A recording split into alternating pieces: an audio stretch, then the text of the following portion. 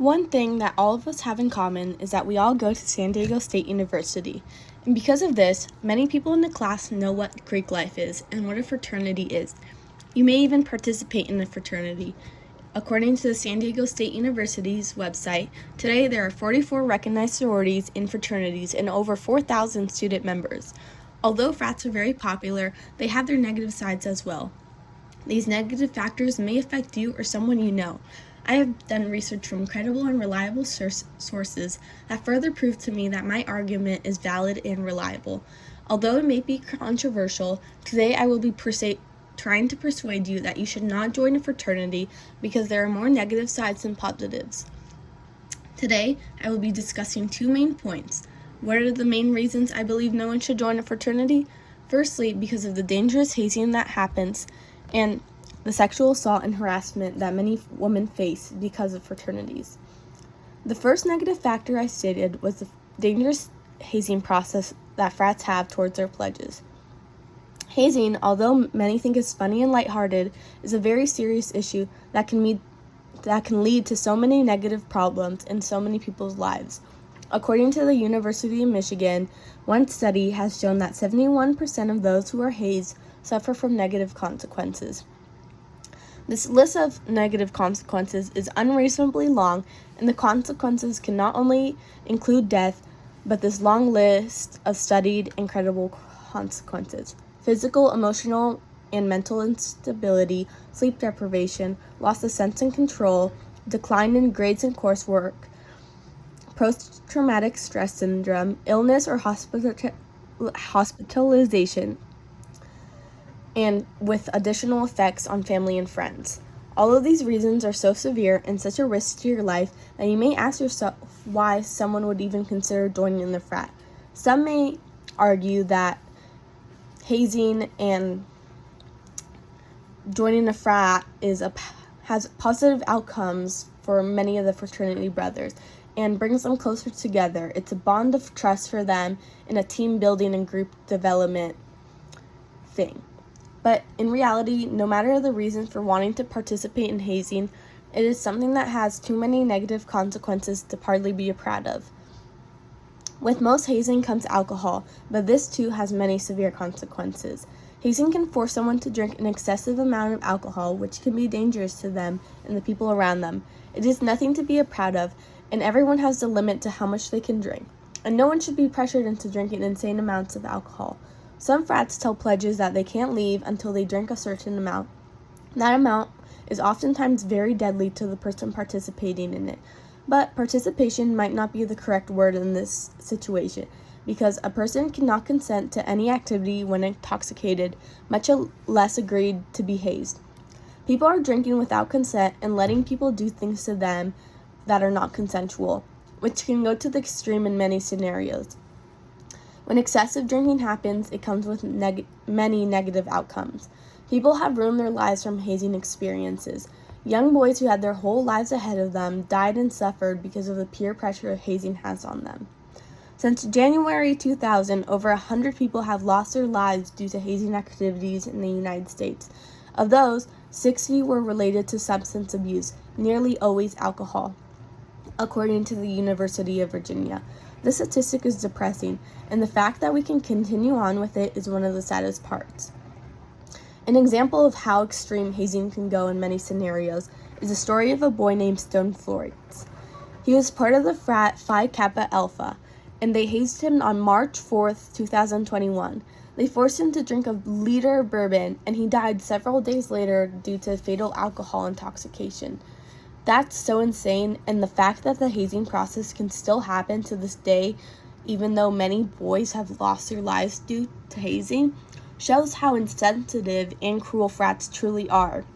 There are too many cases of death and injury in frats that it should be all in all banned, but perhaps because of the toxic masculinity or how cool it is to haze, it is still around. But people have died because of the hazing stories, and their stories must and should be responded to.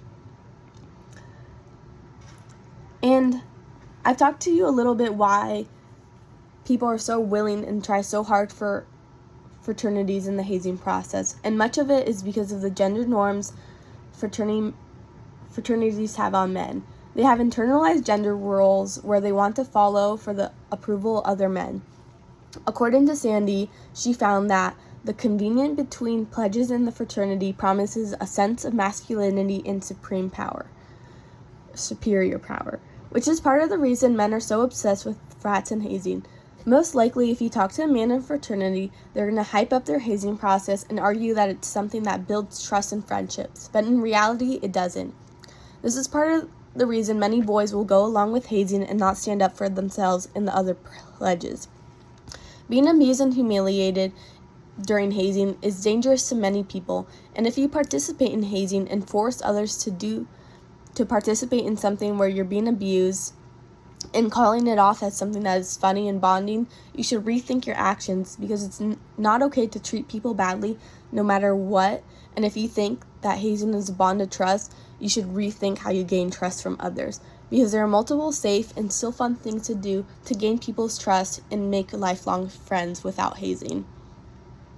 And you may not believe that it can get worse than this, but not only do frats have horrible hazing processes, they also have a lot of sexual assault and harassment cases as well. As we were speaking of earlier, there is excessive drinking in frats. Although it's no reason for sexual assault, it is part of the reason for it. When excessive drinking happens in frats, it's part of the reason why there's so much sexual assault in frats as well. Men take advantage of these women that are intoxicated, and according to Christine Ackerman, at least 50% of students' sexual assault involves alcohol. When you're in an environment that provides so much alcohol and always has alcohol on hand, it makes sense why it's more likely to happen at a fraternity than anywhere else. Many men in these fraternities have a toxic mindset as well, that sex gives them power, and they're given many opportunities to assault women during their parties as well. And it's something that's more common than not. Many women go to these fraternity parties expecting to have a fun time and end up being spiked during these, and drugs are put into the drinks to make them unconscious, which is part of the reason as well there's so much sexual assault in fraternities. Spiking is something that commonly happens in frats, and I know people who have been spiked by frats that go to SCSU. So when frat men say that they would never do that and try to cover up their crimes, it's not true, because it has happened not only on this campus, but on campuses across the United States. Studies have found that fraternity men are 3 times more likely to rape women than non-affiliated classmates. Most gang rape reported on campus are tied to fraternities, and women in sororities are 74% more likely to be raped than any other college woman. All of these statistics are something that should never be taken lightly. These statistics exist, and they're still happening to this day. They're current statistics, and fraternities have done nothing to change this at all. Part of the reason that it's so normalized in fraternities too, as I was saying earlier, is because of this group mentality and this toxic masculinity. Men believe that they shouldn't speak up about it because if their fraternity brothers are doing it, it means that they're not doing anything wrong. They have a group pack mentality, and they believe in defending their fraternity brothers no matter what happens. And even if you go into a fraternity believing that sexual assault is something that's wrong, when you're surrounded by an environment of so many men who believe that it's right and it's an okay thing to do, you're slowly going to become someone who also believes that it's okay to do.